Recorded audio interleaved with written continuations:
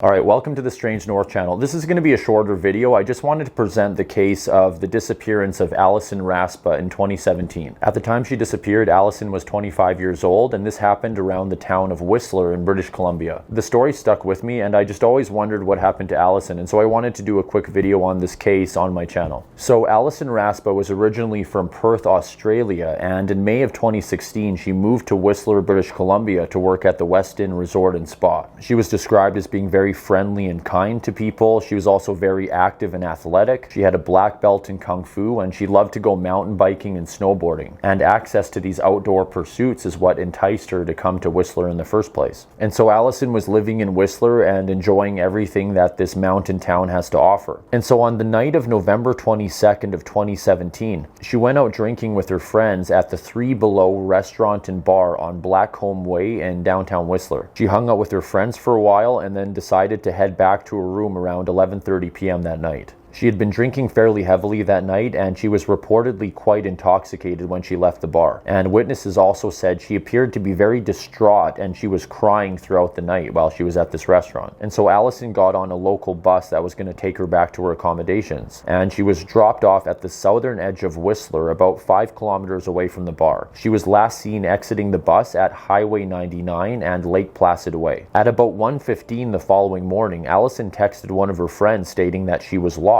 and this was the last time that she was ever heard from. When she didn't show up for work the next day, her friends checked her room and then called the RCMP. The RCMP pinged her cell phone in the area of Alpha Lake Park, and they started their search in this area. Fairly quickly, they found her wallet and backpack in a field north of this lake. And then someone walking through this area the morning Alison went missing also found her jacket in the same area as her wallet and backpack. And then fairly quickly, her cell phone was also located in Alpha Lake Park. The search for Alison was extensive and included hundreds of police, search and rescue, and civilian ground searchers, as well as an RCMP helicopter and even divers equipped with sonar who extensively searched the lake. This was a massive search. There were 2 solid weeks of on-scene investigation, which is a little bit longer than most searches go on. And there was even a second search of the lake by divers equipped with sonar, and no trace of Alison was ever found. Alison's family flew to Whistler from Australia, and with her friends, they would continue to search for her long after the official search was terminated. There were no leads or developments in this case until the following year. At around 7:30 p.m. on March 16th of 2018, a resident walking in the northern end of Alpha Lake Park saw a body in the partially frozen lake. The authorities were quickly notified, and the RCMP as well as the Whistler Fire Department eventually recovered the body of Alison Raspa from the lake, and her body was partially frozen. Interestingly, the coroner's report didn't get released until March of 2020, which is more than 2 years after her body was found. And personally, I find this detail notable. Sometimes the coroner's report takes a while, but in the vast majority of cases, it doesn't take as long as 2.5 years. Now, interestingly, I couldn't find any specific mention of the coroner declaring the official cause of death. However, they said that alcohol and depression were the cause of her death, and it was thought that Alison committed suicide by voluntarily getting into the lake. Now, the fact that investigators found her jacket has been attributed to possible hypothermia. Sometimes when people are out in the wild and they become hypothermic, they get these hot flashes which causes them to shed their clothing. However, the night she went missing, it was pretty warm. It was actually around 8 to 10 degrees Celsius, and so the idea that she was hypothermic when she had a warm jacket on just seems unlikely to me personally. I also find it unusual that there was a very intensive and comprehensive search of this entire area and they couldn't find Alison's body. I mean, divers went into this lake 2 separate times equipped with sonar, and they did extensive searches both times and they couldn't find her body. And as a side note, Alpha Lake is a relatively small lake, and it wouldn't have been that hard to search by divers equipped with sonar. And I just find it unusual that Alison's body was eventually found in the lake, but it wasn't located during the intensive search of the area. At any rate, it's widely thought that Alison committed suicide by voluntarily entering the lake. But to me personally, there are a few details about this case that make it seem a bit unusual, and I'm not entirely convinced that she actually committed suicide. And this is just a really sad case, and my heart goes out to Alison's family and friends. I can only imagine what it would be like to go through something like that. And that pretty much wraps up this video. I hope you found that interesting and informative, and if you'd like to watch more of my content in general, please consider subscribing to my channel. I upload at least 1 new video per week. Thank you for watching. I hope you have a great day, and I look forward to seeing you next time on the Strange North channel.